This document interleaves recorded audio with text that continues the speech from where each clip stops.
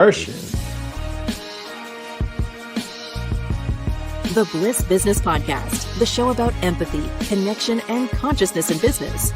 Today's episode is brought to you by Zero Company, your paid search, social media, and programmatic ad experts.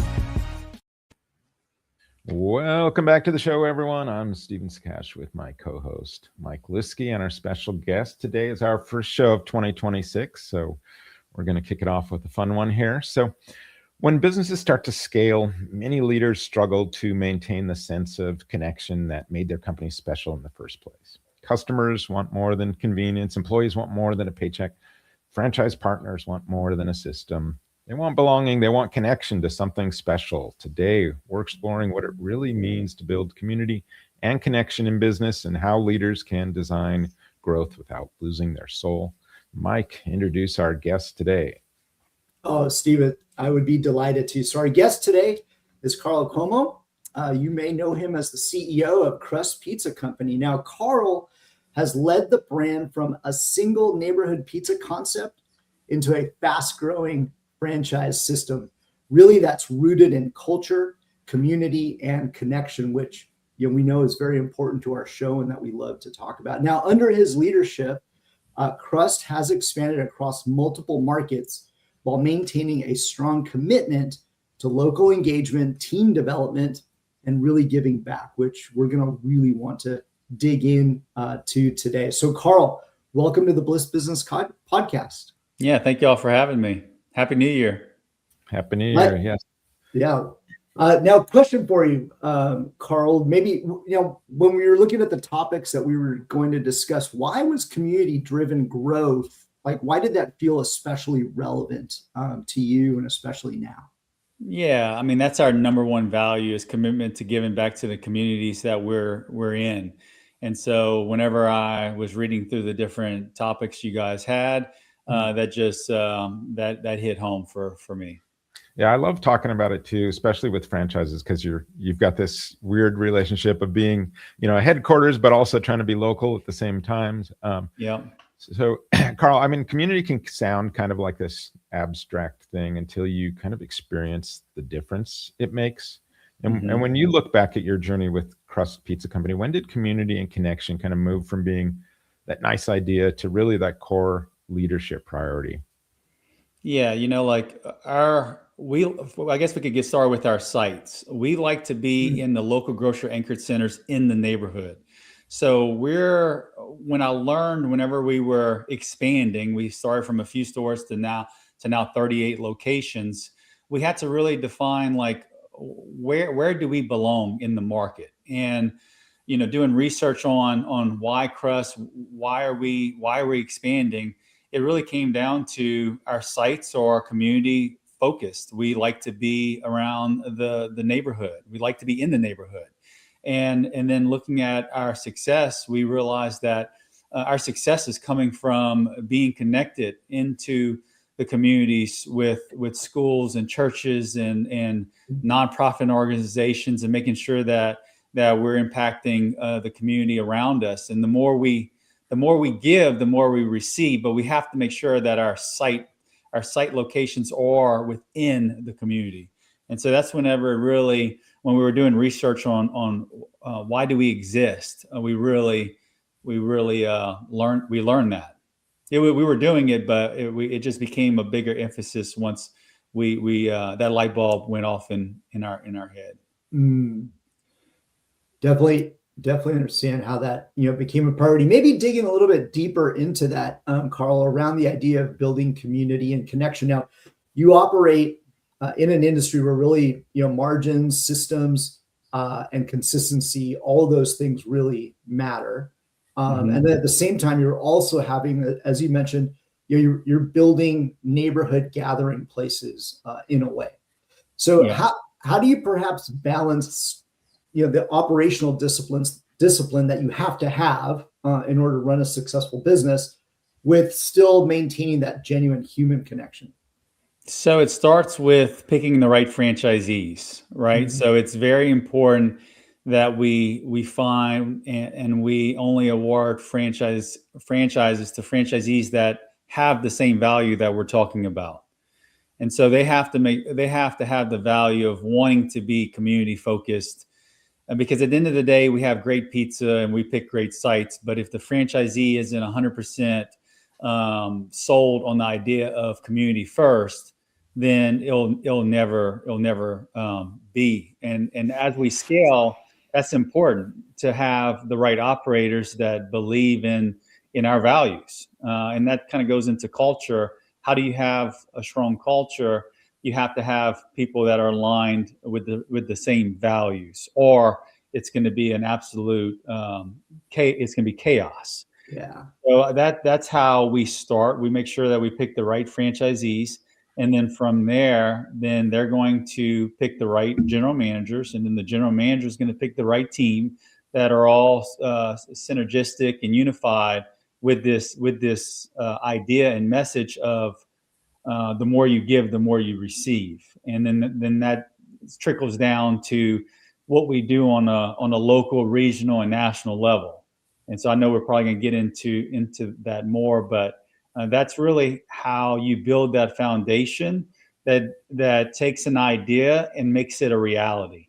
Yeah. Because at the end of the day, like, that idea is great, and a lot of people talk about it, but are you actually doing it? And I think what takes the idea and makes it become reality is you have to have the right people in the right seat to make that happen.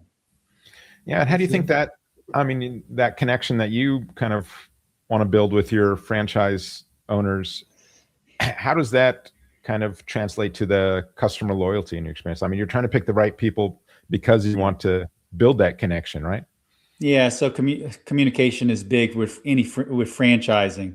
A lot of brands I've seen in the past, you have your corporate island and then you have your franchisee island. And the idea is, how do you bridge those two islands together where you're unified on one team? And so, of course, there's activities that need to happen. So communication has to be really clear. We have a weekly email that goes out every single week on what's coming up next month, what's coming up next week. We have a franchise advisory council that we created with a few franchisees to where we meet quarterly to go over last quarter's results, to go over this quarter's outcomes. And then they take that message, and then they each member on the franchise advisory council has a group of franchisees that they are responsible for communicating that message of what we're doing, where we're going. So that way the vision is clear from A to Z. And I think that's the big missing piece in a lot of franchises is that clear communication across the board. Because if you have that, then it'll be much easier to scale. If you don't have that when you're small, it'll be impossible to achieve that when you get big. Yeah.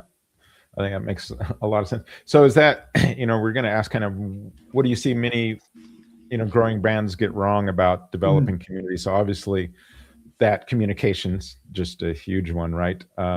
Yeah. And they pick the wrong, they'll sign up everybody instead of being focused in on, because it takes 2 to 3 years to break even for a franchise business. It takes, you're not making money until royalties are received. Well, to receive royalties, it takes, at least you have to develop, you have to sign up franchisees, which takes a year, and then you have to develop them, which takes another year. And so it's a 2-year process at least. And then you have to have a team to support these new franchisees before you're making any money. And so a lot of companies, there's 400 new franchises every year. And I've talked to a lot of new ones. I've been to conferences where I help facilitate and help these new brands. And I ask them, like, why are you franchising? You only have one location. You've been open for less than a year. Why franchise? And usually they can't answer my question. Or if they do, they're like, because I want to grow and I want to scale. And I'm like, okay, why? Why do you want to grow and why do you want to scale? Well, because I think this is a fast track to making money. I'm like, no, like, you don't understand. It's going to take a long time before you could make money with this if you do it right. And if you pick the right franchisees, because if you pick the wrong ones, then there's no validation. you're not going to sign up more after you've signed up your first 10. Your next 10 won't sign up because you won't be able to validate your first 10. They're not going to be successful if you don't support them. And so, yeah, anyway, that's I love that you're out there pushing back with the why. The why. We do that a lot, but I mean, yeah, it's like you want more of what, really? I mean, right? More chaos. You know, if you don't have the right franchisees, the right operators, you're just creating a huge tornado that is going to run through all your businesses. And then that's why less than 2% of franchises ever get to 100 locations. Why is that? It's because most of them do it wrong in the beginning, and then they never could rebound to get to the point where they could grow to 100. So, Carl, I'm really interested in your thoughts here, maybe staying on the importance of people, because one of my sayings I love to always go back to is that people are our most important asset, and is the most important. Yeah. And so, in your experience, why or why not is it someone who's like very transactional focused or very bottom line focused and ROI focused? Why is that, like, franchising, or why do they end up maybe perhaps failing if that's like their primary focus? Like, what are the other things that they really need to be successful? So we actually did a profile on all our franchisees. We did a survey, and we learned quite a bit. We used Oracle. I'm not sure if you guys are familiar with that company, but we were able to identify the top performers versus the low performers. And what we learned was, one thing we learned was most of our franchisees they're achievers. And most of the time achievers aren't real empathetic. They're not on the empathetic side, right? They're more on the task-driven side of what you just mentioned. Sure. But the good news about achievers are they can learn empathy. They could learn that. And so they have this KPI mindset. It's all about the bottom line. Right. Let's make sure that we are profitable. But they're teachable. They're coachable to learn that empathy is important within the four walls and outside the four walls. And so usually, we'll get achievers that have already learned that empathy is important, that it's important to have that human connection. But we have also learned that we had some really amazing franchisees that are more empathetic first. They're more people focused first. Yeah. And that's worked out really well too. But they have their own issues that they have to work through to be achievers, right? So it's like there's no perfect person, but are they coachable? And what we look for in franchisees are people that are achievers, that are empathetic, but that want to execute a plan. I don't want people that want to create a new plan, because Crust Pizza, the plan works. Like, it's incredible. We love them to create autonomy, but at the end of the day, like, we don't want them to recreate Crust to Crust 3.0. Like, Crust is already good. Take it and execute it, and then go reach out and spend all your time with the community to get to know them and be the local mayor in your local city. Where when people think of Crust, they think of you. And then they think of what your team has done and your business has done for the community. And so anyway, that's that. Good. Yeah, good point. I think there, to make sure we have the combination of the two. But I think your point there is almost like a perfect segue into our next segment on systems. Yeah, and I'm thinking, when he's talking about that, I'm all achievers. Well, they like to see a bottom line. So it's like, well, let's give them like a triple bottom line, like, let's give them a bottom line for people, one for planet, one for profit too. And it'll be like, okay, now I can focus on all three of those.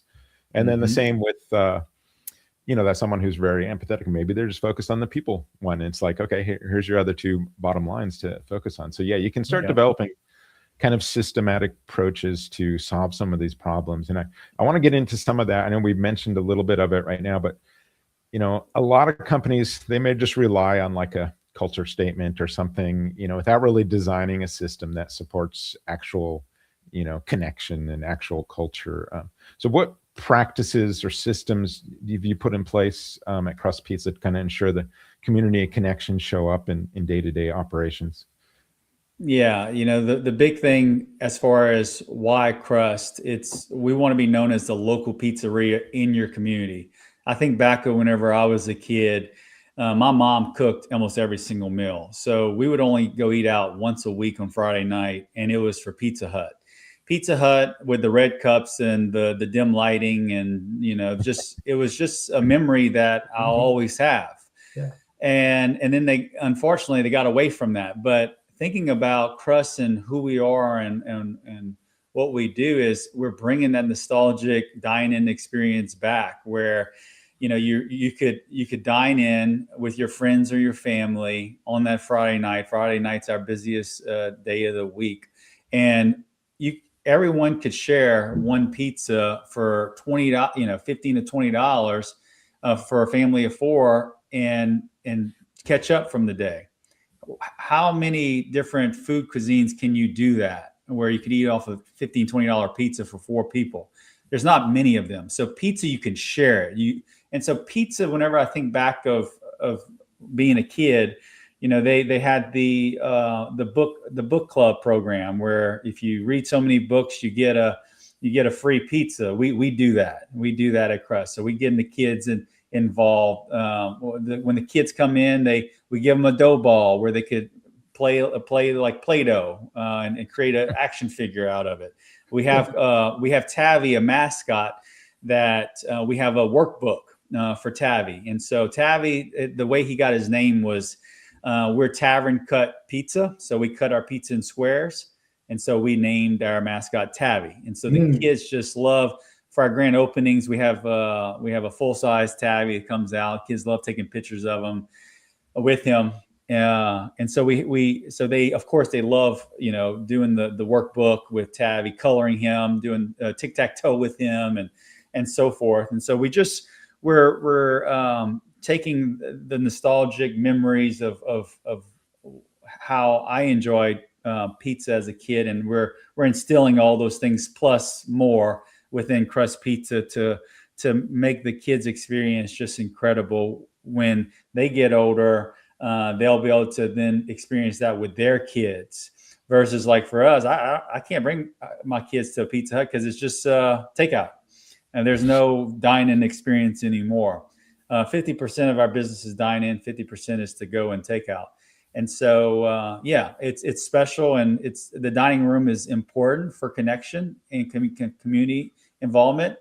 We always say that our restaurant is a great place to bring your wife on a date night, or your spouse on a date night, or your kids after a ball game. It really satisfies both.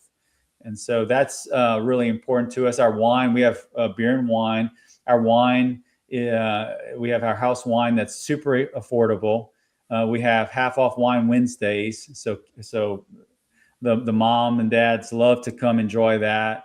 And while the kids play, they could catch up over a glass of wine. On Thursday, we have half off pint beer. Same thing for the dads that want more on the beer side. And then on Tuesdays, we have kids eat free. So the kids, the parents love that. It's a night that they don't have to cook, and the kids could eat for free. So we just have all these things that just foster a connection, community, and ultimately creating memories with your loved ones that will hopefully pass on to their kids down the road.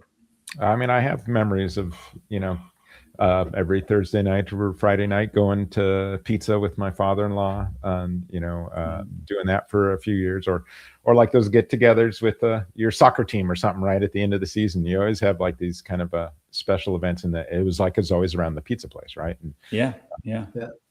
For That's absolutely brilliant. I love that. And with a franchise, system, you're able to duplicate that. But it's just awesome that, care is really at the center of all of that. Yeah. And it goes back to, having the right operators that believe in having that community engagement and being the local mayor in their town, and then fostering that with their general manager and their team where they believe in the same values. Yeah.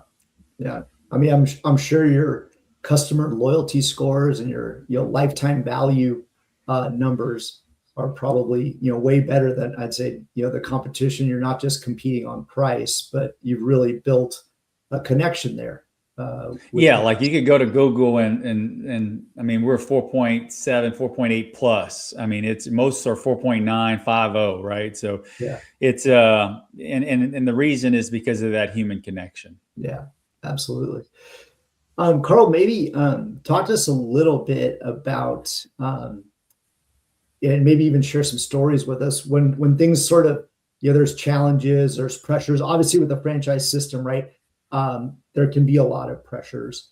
When challenges or some of those conflicts do arise, like how do you perhaps, let's slow down here. Let's not lose sight of what's most important and really, be able to do the things that you need to do to continue to, preserve the trust that you've built and the connection that you've built. Yeah. So I think going back to the Franchise Advisory Council, we could talk about those pressures. We have time in those meetings. I mean, it's a full day that we meet. And one section of the day is issues. What are the issues from not only the 4 franchisees that are part of the FAC, but all the other franchisees? What are the issues? What are the pressures? And because sometimes we won't see them as a corporate team. And we invite them, and then we talk about them, and we solve them.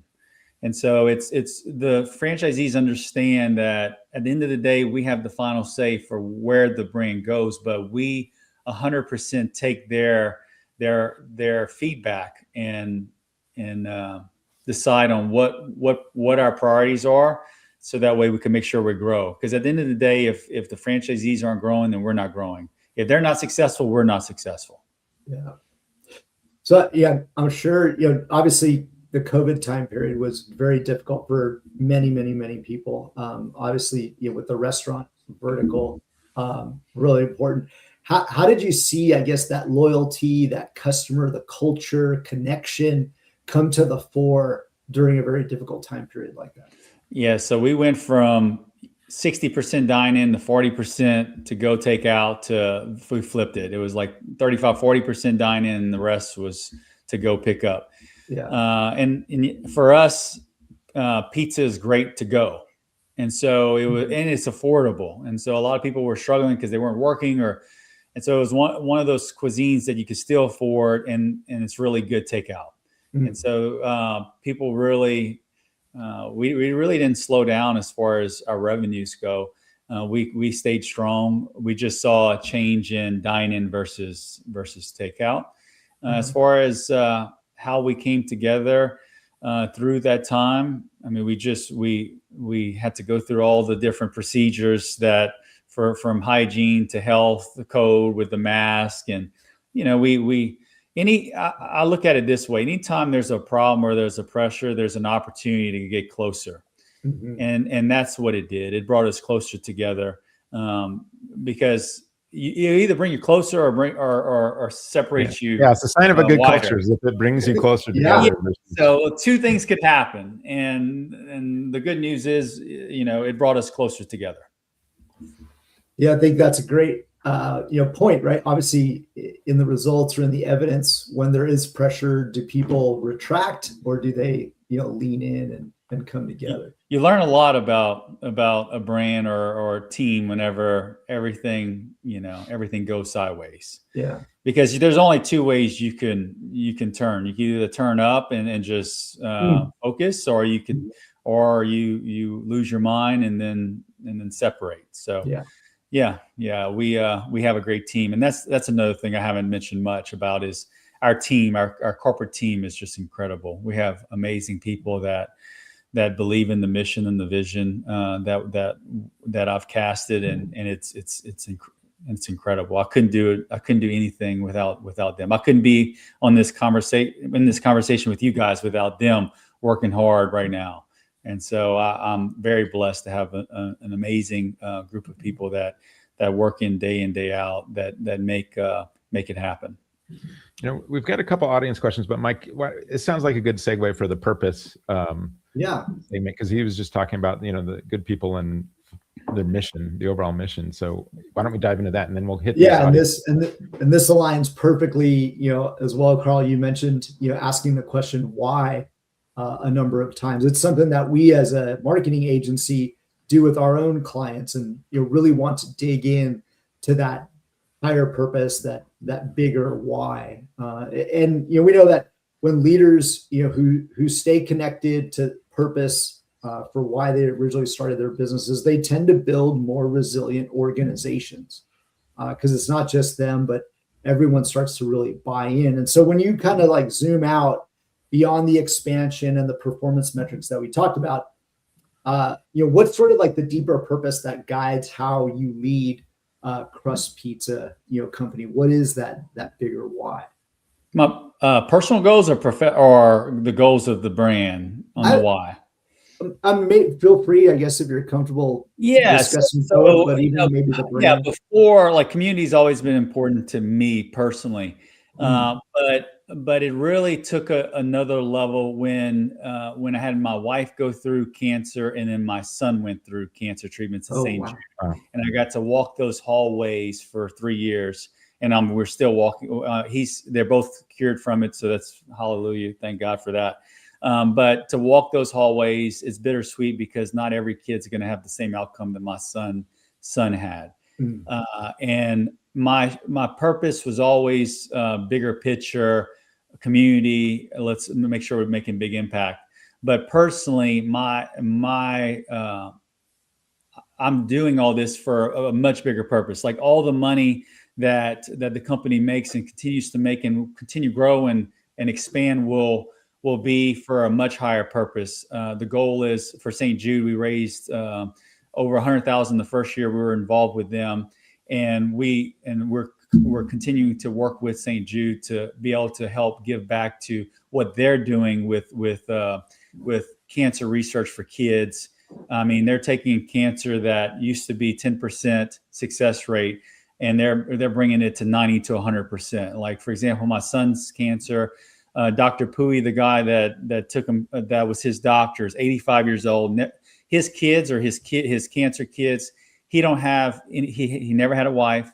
He is devoted to his kids that are going through it. When he started, the cancer my son had a 15% success rate. Now it has a 95% success rate.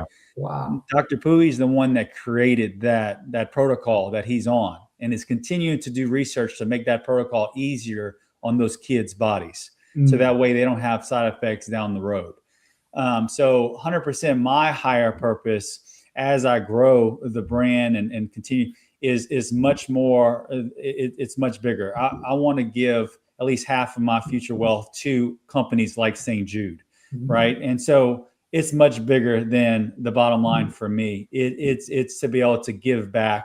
And that just drives you on a whole nother level that I couldn't even imagine until I went through it with my wife and then my son at St. Jude. Of course, it makes us appreciate every day. We're not granted tomorrow. And so it teaches you that, but then it also teaches you that at the end of the day, like companies like St. Jude or keeping kids alive, it's helping with research so kids have better longevity. And it's just amazing what they're doing. And so my why is massive, on a massive level. As far as the brand, and franchisees, of course, their why is to give back to the communities that they're in. Our values are commitment, respect, make sure that we're respecting each other, and unity. So making sure that we're doing it together as a team. Service. I just read the book Unreasonable Hospitality, which is incredible. Highly recommend it. And it's all about taking customer service and which is delivering the food at the right time and making sure the food quality is there and doing it with a smile, making eye contact. But unreasonable hospitality is taking it to that next level where you do the little things that make big impact and make people feel special. So for example, if it's your first time at Crust, we're going to go ahead. If you don't order an appetizer, we're going to bring you a garlic cheese bread, which is our number one appetizer. So that way you can enjoy it. It's those little things. Or if we hear it's your birthday, we're going to bring you a brownie on the house with a candle in it and sing you happy birthday. It's those little things that make that big impact. Yeah. So, from the marketing side, we fully understand this is the surprise and delight.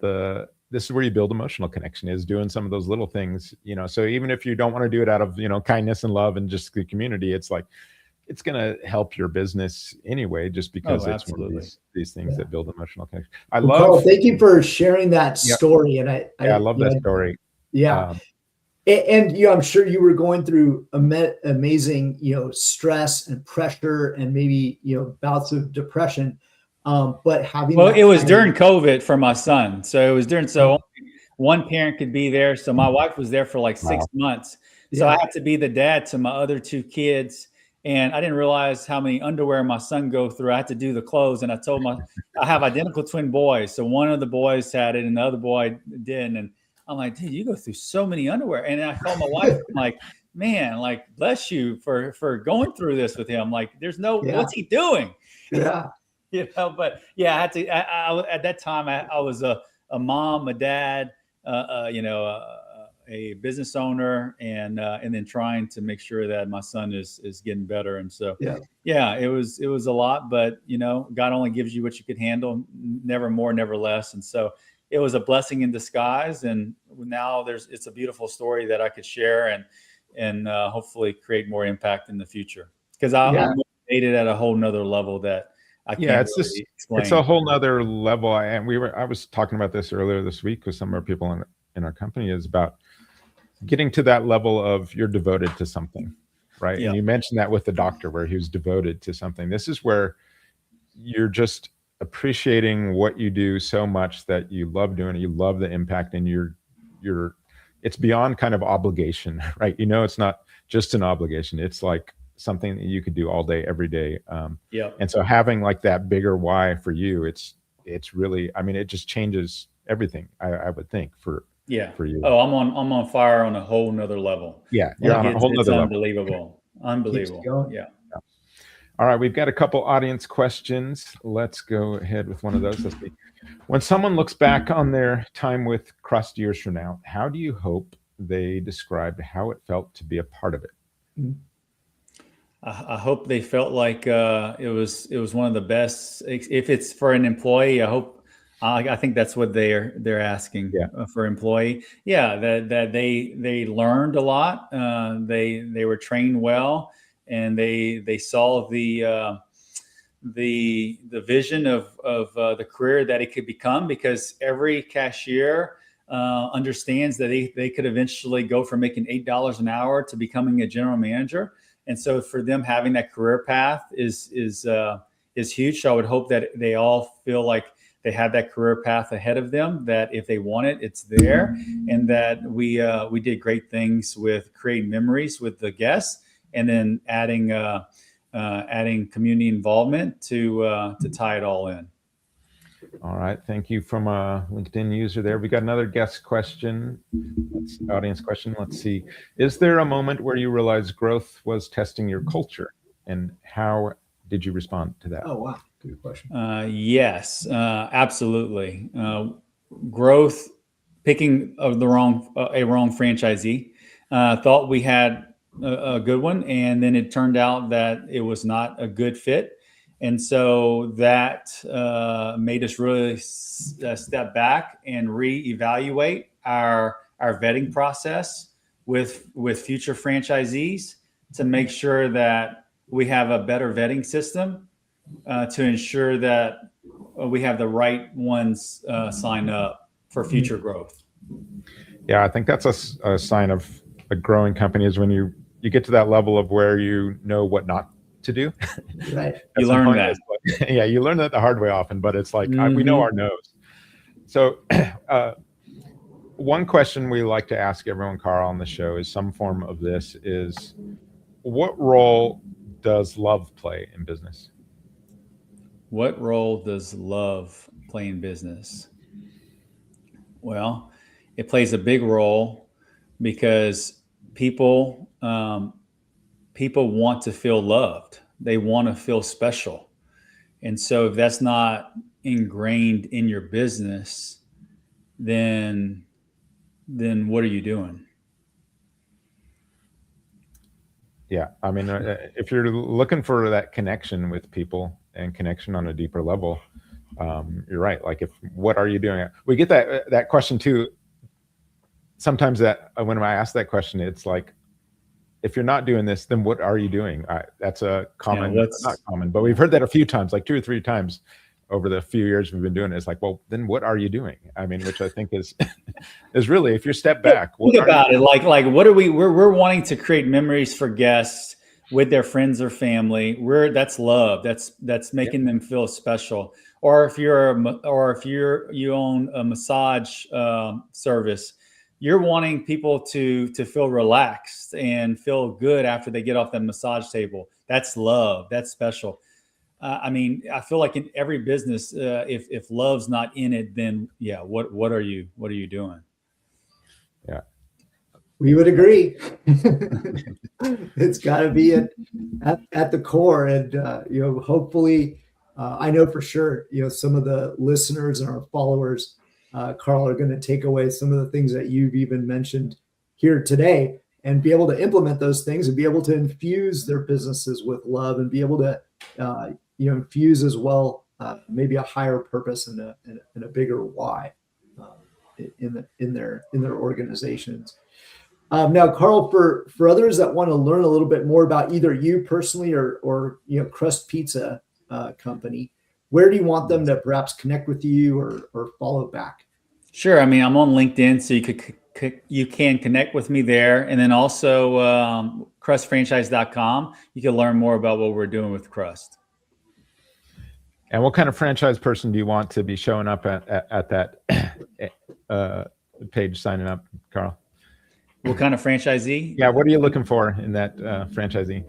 Most of our franchisees are usually owner-operators, and they usually come from corporate America, usually working 60 hours a week, usually have skill level of management, and they are sick and tired of making money for someone else. And so usually they go from, having a really good salary, having a good 401k, to now being able to become their own boss and become their own business owner. And so we love to take them from where they're at and then make them a business owner and show them the ropes, and that is possible. And then from there, then multi-unit growth.